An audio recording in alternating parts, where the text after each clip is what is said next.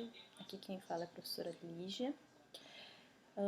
Eu estou gravando esse vídeo pela impossibilidade de encontrar com vocês pessoalmente. Então acho que o melhor canal de comunicação é via YouTube. E aí todo mundo pode se dedicar a ouvir as coisas que eu estou falando e fazer as atividades que eu estou pedindo. SND, esse é o livro ao qual eu me pauto toda a disciplina de SND, tá? Esse que é o livro. Ele foi publicado em 2012, mas a gente trabalha com ele desde 2010. E depois dele foi feita uma nova edição em 2018 e eu também utilizo um texto dele. Bom, a primeira aula, que foi semana passada, eu trabalho basicamente com a apresentação da ementa da disciplina. Então, eu disponibilizei a ementa da disciplina para vocês no SIGA, e a segunda aula eu já começo com uma aula expositiva, né? E eu trabalho com o texto da professora Edna Maria de Castro, que trata do tema de desenvolvimento e meio ambiente. Essa primeira aula eu falo sobre o desenvolvimento como um processo civilizatório moderno, né, na qual as sociedades se desenvolveram pós primeira revolução industrial. Então eu faço um apanhado para vocês depois da revolução industrial, como que ocorreu o desenvolvimento econômico e como ele se espelhou posteriormente, foi um espelho para todos os países seguirem esse molde de desenvolvimento. Basicamente, eu trabalho com o conceito do que é desenvolvimento a partir de uma noção de desenvolvimento da economia. Vale mencionar que eu não sou economista, eu sou ecóloga de formação, então essa é uma área é uma disciplina interdisciplinar, e essa parte da disciplina é uma parte que eu tenho um domínio da economia, mas um domínio de um conteúdo de estudo próprio, não é de uma formação acadêmica na economia, tá? Então, a Edna Castro, ela fala, depois da Revolução Industrial, no século XVIII, que houve, além da emergência da sociedade industrial, houve uma emergência na crença em uma ciência e uma tecnologia. Então, essa crença embalou os sonhos de várias gerações e, basicamente, a ideia era a razão humana poderia encontrar soluções para alcançar o desenvolvimento de uma nação. Então, a gente tem uma indústria pautada basicamente num processo tecnológico, né? Uma tecnologia que foi aprimorada e aumentou a produção,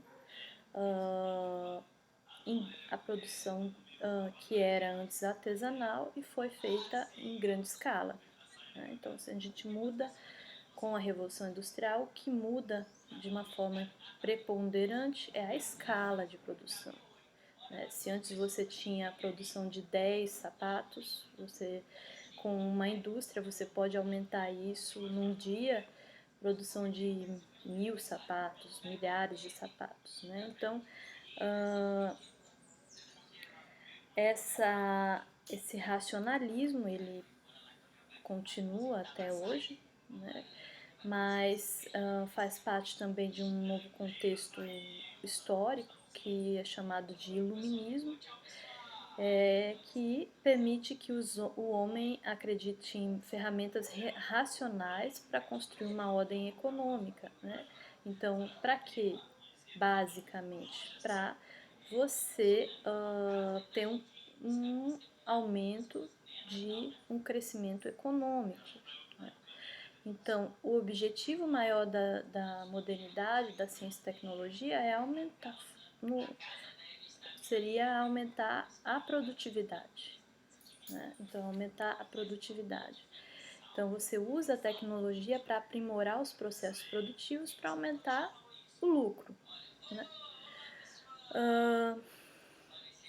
Então, é uma lógica também trabalhada por outros autores, né? Eu conheço mais próximo também que fala muito sobre isso, o Anthony Giddens.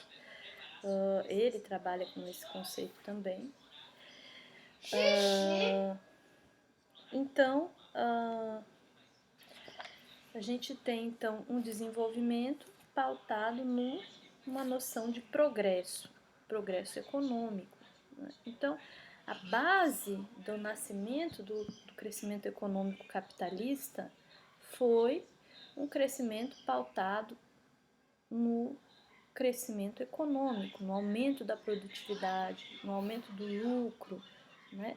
Isso foi a base da economia capitalista desde a Revolução Industrial.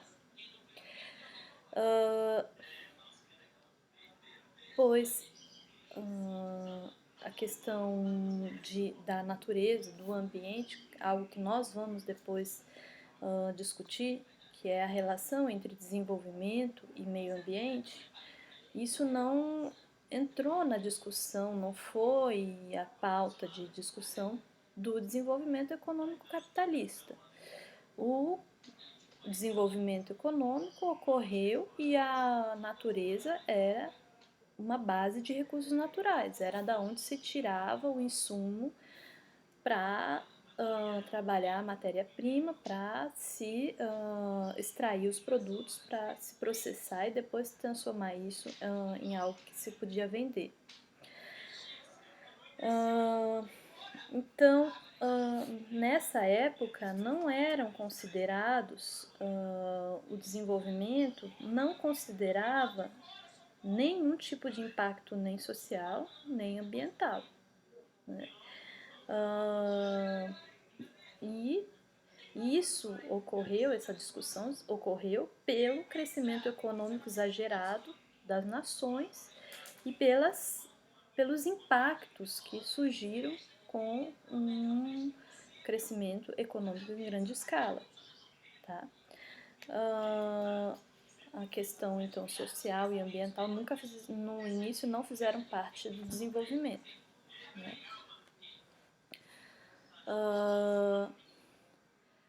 Basicamente, a ciência econômica, a economia surgiu com a Revolução Industrial, foi uma ciência que surgiu junto com a Revolução Industrial, e a ideia dela era entender como se as sociedades se organizam para produzir os seus meios de vida e propor medidas para o aumento da produtividade, né? Então, a economia era uma ciência aplicada e orientada para dar soluções para melhorar o crescimento econômico, né?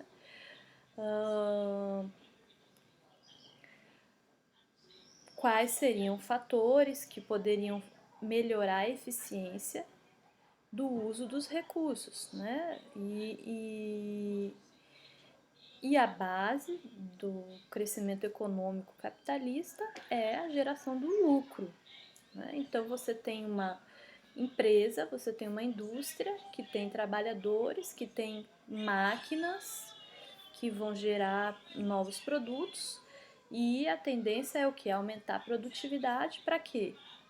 Para aumentar o lucro dessas empresas, né? Então, essa grande questão é uma das grandes questões discutidas por Marx também, que ele fala que o lucro é a mais-valia é a base da exploração capitalista. Por quê?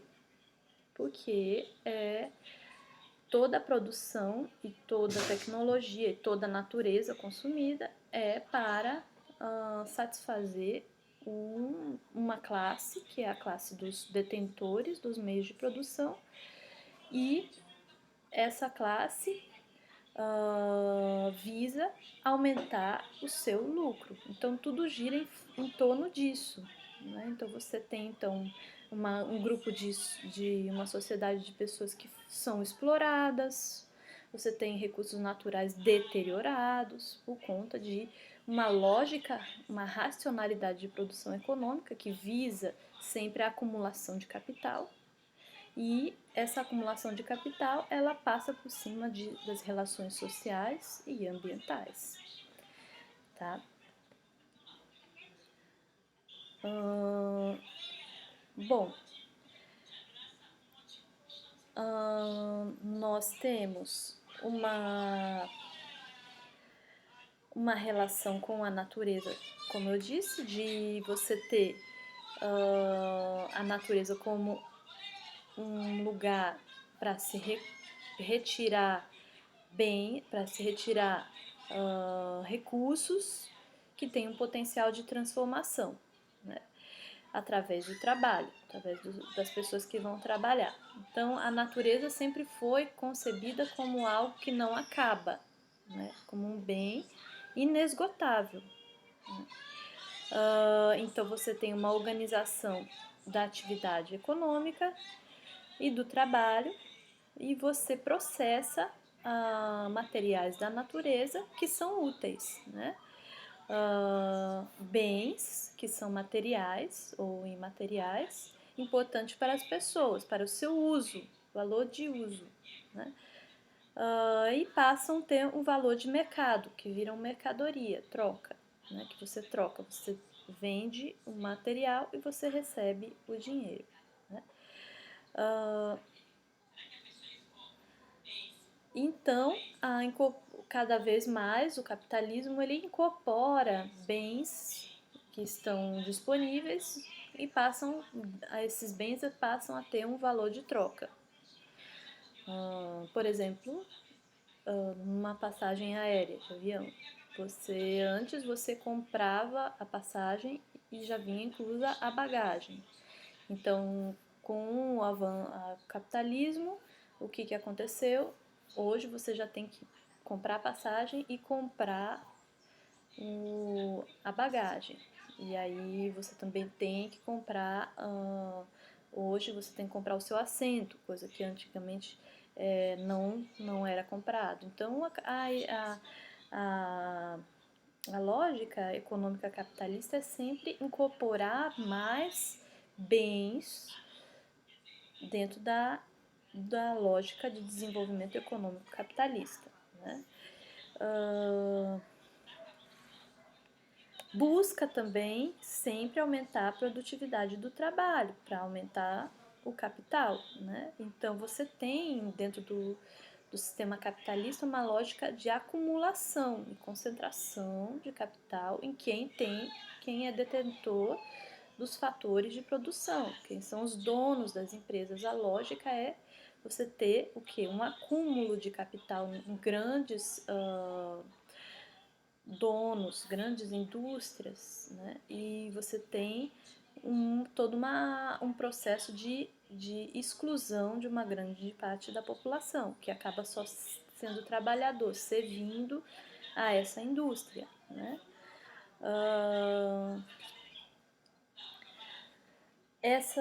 A Revolução Industrial, ela sempre buscou novas tecnologias para favorecer o aumento da produção de bens e pela intensificação de trabalho, pelas longas jornadas de trabalho mal remunerado e pela inovação tecnológica que, consequentemente, aumenta a produtividade. Hoje em dia também nós temos cada vez mais inovação tecnológica e que até substitui trabalhadores. Né? dentro desse contexto, nós temos um processo histórico que casa muito com os períodos de desenvolvimento do capitalismo. Então, você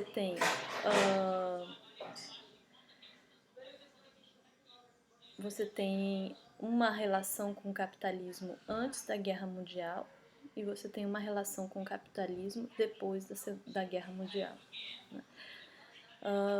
Você tem um capitalismo, vamos dizer, bárbaro, que você tem relações deterioradas de trabalho muito presentes antes da Segunda Guerra Mundial, e depois você tem um capitalismo que tenta ser um capitalismo que traga também algum tipo de bem-estar social para a população. Quem fala muito disso é um autor chamado Eric Hobsbawm. Ele é muito bom nessa discussão teórica, histórica, e ele vai falar justamente das décadas, né? E o pós-guerra foi uma época de reestruturação da lógica econômica capitalista que tentou incluir um certo tipo de garantia de bem-estar social, de direitos trabalhistas, de benefícios para a população que antes não estavam presentes nessa lógica de desenvolvimento econômico. Como é que ocorreu isso? Quem é que fez essa redistribuição? Que foi uma redistribuição mais reformista, não houve uma revolução, não houve uma mudança de sistema. Houve uma reforma no sistema e uma inclusão de grupos sociais e de uma forma mais equitativa de distribuição social. Então você dá garantias para os trabalhadores, você dá previdência social, aposentadoria, você dá condições, você dá saúde, você dá educação, você dá moradia, habitação, você dá algum tipo de segurança, de seguro-desemprego, para a população que antes era desassistida desse tipo de situação. Quem é que faz isso? O Estado. O Estado, e aí isso é uma visão de um autor chamado Keynes, que foi chamado de keynesianismo, né, que é um Estado planejador do desenvolvimento. Esse keynesianismo, ele veio com o desenvolvimento, o pensar sobre e o planejar sobre um estado de bem-estar social para a população. Então, você tinha as indústrias, você tem a lógica de acumulação capitalista, mas você também tem a tributação dessas indústrias e a redistribuição do lucro. Uma parte do lucro vai para o governo, que faz essa redistribuição. Isso foi muito forte nos países desenvolvidos. Nós, dos países em desenvolvimento, pegamos isso de uma forma um pouco periférica, não foi algo que foi tão bem estruturado quanto nos países desenvolvidos.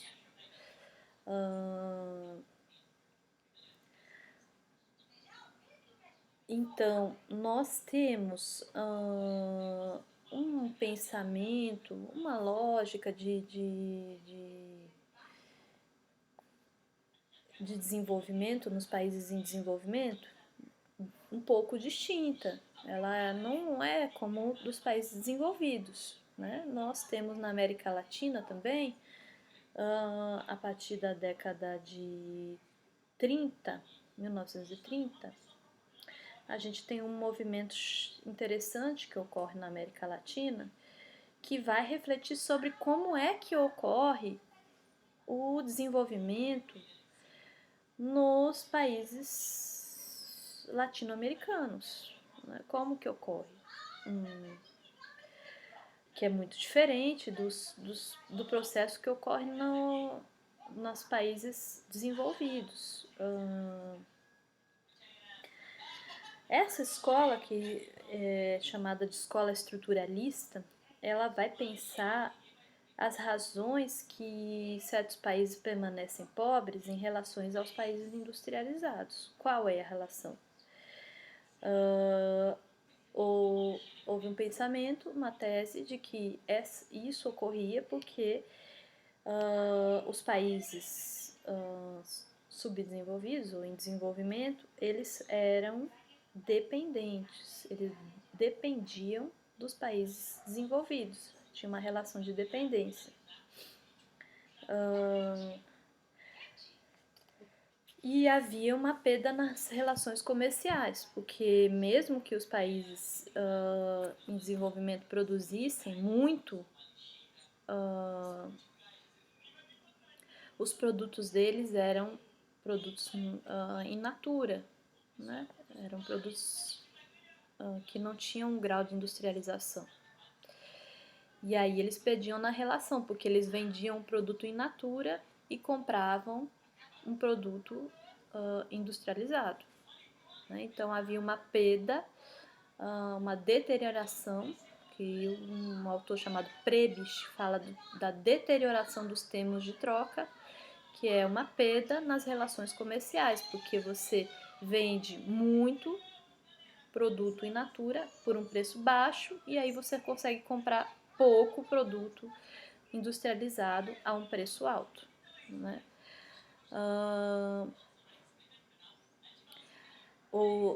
Outros autores fizeram essa análise, foi uma análise muito importante, porque se você, mesmo que você aumentasse o PIB, a produção interna bruta do seu país, você ia continuar sendo um país pobre, mesmo produzindo muito, porque você produzia bens que não eram industrializados, que tinham um valor econômico pequeno em relação aos países industrializados.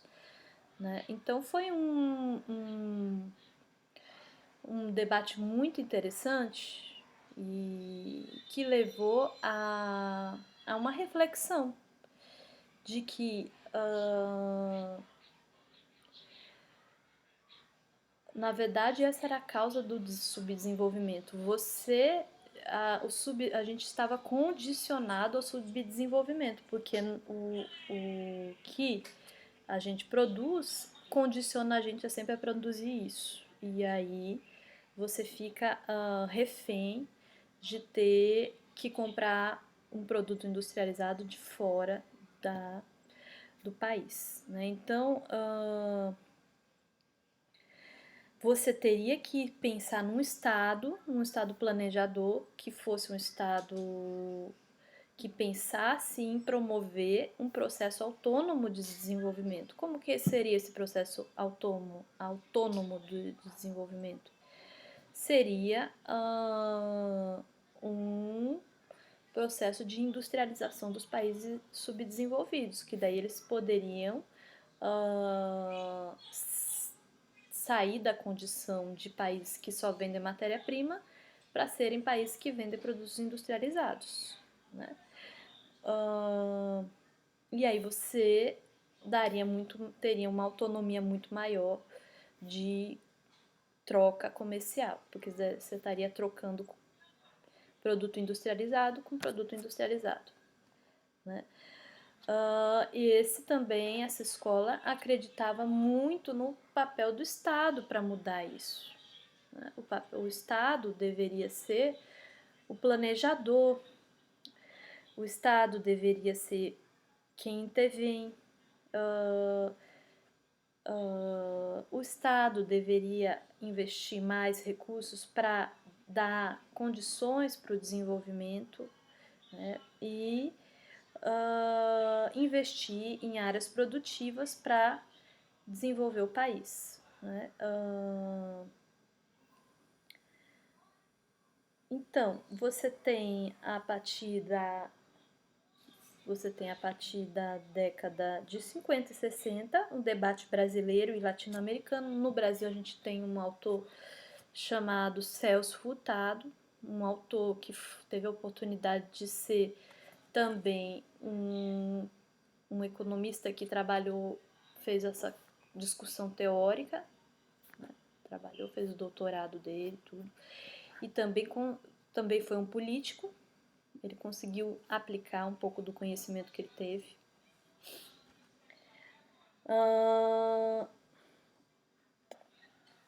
E ele, junto com esses pesquisadores, pensadores na década de 70, fundaram uma comissão, que é a Comissão Econômica para a América Latina, que foi uma comissão de intelectuais da América Latina que discutia sobre desenvolvimento na América Latina, né? Então, basicamente, essas décadas de 50 e 60 foram férteis para esse pensamento de trabalhar num país em que você tivesse um nacional desenvolvimentismo, um desenvolvimento dentro do próprio país nacional, né? E foi nesse contexto que surgiu Brasília, que surgiu a questão de integrar o país, né, com as estradas, de investir, né, economicamente na industrialização do país, né? Na Zona Franca de Manaus também, as agências de desenvolvimento econômico, a Sudan, a Sudene, tudo surgiram nessa década com essa visão de desenvolvimento do país, um processo autônomo, né?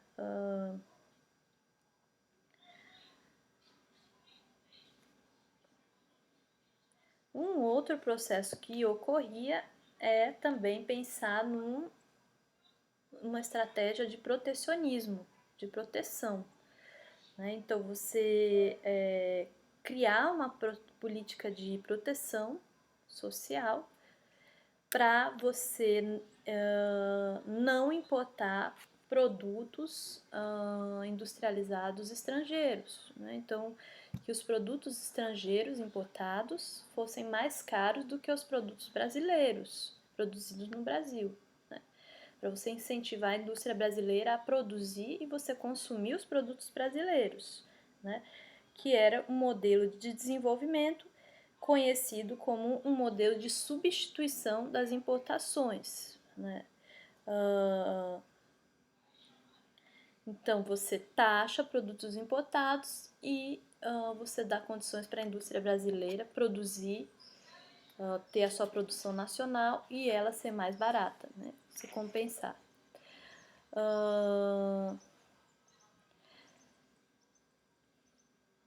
E essas discussões foram muito importantes, né?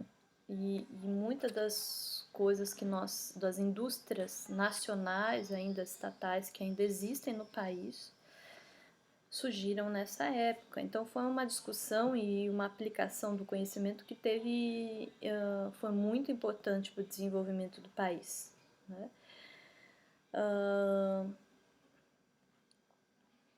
Bom, então essa parte toda, né, de colocar o Estado como o grande protagonista de um modelo de desenvolvimento que seja capitalista, mas um modelo que consiga trabalhar em uma atenção à redução de desigualdades sociais, diminuição de concentração de renda, jogos de força social, né?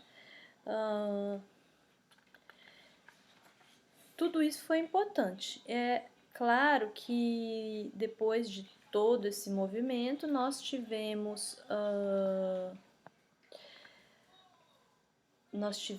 uma ditadura militar que acabou retrocedendo muito esse processo, né? Ela parou com algumas das coisas que tinham sido pensadas na década de 50 e 60.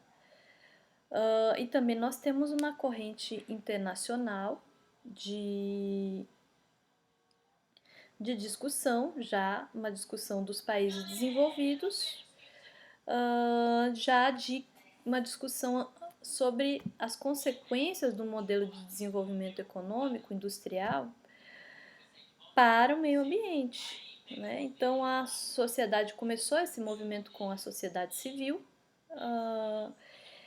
e porque mesmo com as relações sociais, você tem um estado de bem-estar social, você tem inclusão social nos países desenvolvidos, você tem aumento de riqueza e distribuição de riqueza, você tem benefícios partilhados, você começa a ver consequências ambientais de um processo de desenvolvimento sem nenhum cuidado com a natureza, né? Então você tem exemplos de locais, de cidades que aconteceram grandes dramas, grandes problemas ambientais em cidades desenvolvidas, como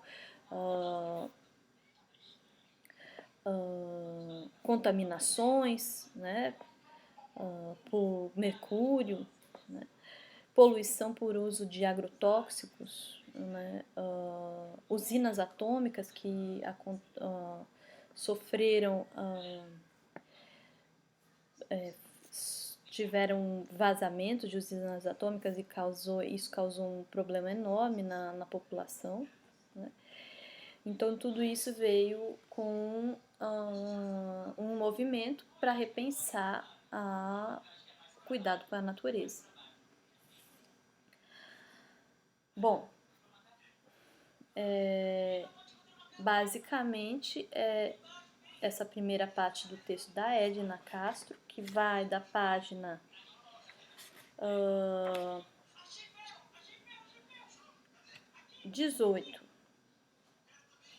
17 até a página 28, ela fala sobre esses temas, que são temas que eu estaria trabalhando numa apresentação de PowerPoint com vocês, mostrando imagens, mostrando processos que eu falei aqui, né? Mas nós, pela impossibilidade de nós termos uma aula ao vivo, né? Eu acho que é importante eu falar com vocês sobre esses processos e vocês fazerem nessa segunda aula uma leitura, né? Uma leitura dessa primeira parte do texto de desenvolvimento e meio ambiente que eu falei para vocês, anotando pontos importantes, né? Por exemplo, como que ocorre o que é a economia, né? Essa noção do desenvolvimento econômico, o progresso, essa discussão que ela fala sobre o progresso, né? A relação entre sociedades atrasadas e modernas, né? Pontuando, olhando com calma nesses pontos que ela coloca no texto, que eu vou disponibilizar para vocês.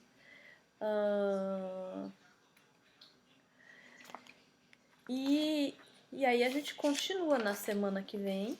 Na próxima semana eu vou disponibilizar para vocês, mas vou continuar essa linha de pensamento para vocês terem contato comigo e com o que eu discuto, né?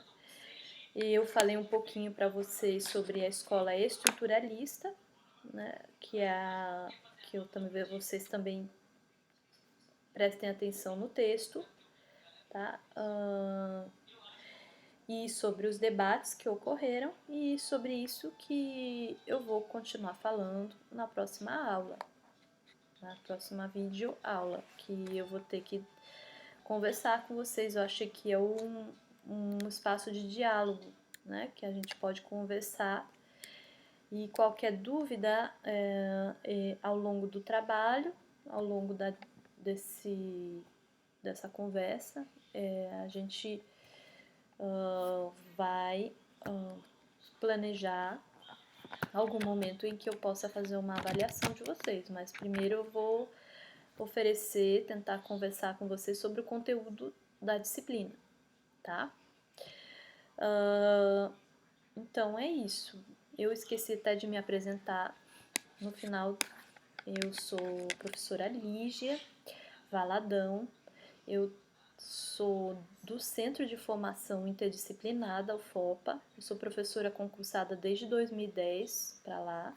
A minha formação é mestrado e doutorado em Desenvolvimento Sustentável pelo Centro de Desenvolvimento Sustentável da Universidade de Brasília. E eu sou ecóloga, sou formada em Ecologia pela Universidade Estadual Paulista, que é Unesp, de Rio Claro, tá? Então, eu vou deixar isso disponível aqui no YouTube. Se vocês quiserem curtir a página, curtam. Eu tô começando essa página agora, por essa situação inusitada da pandemia, mas eu acho que é o melhor meio da gente se comunicar. Se vocês quiserem fazer algum comentário nos vídeos, também pode fazer, tá bom? Então, obrigada.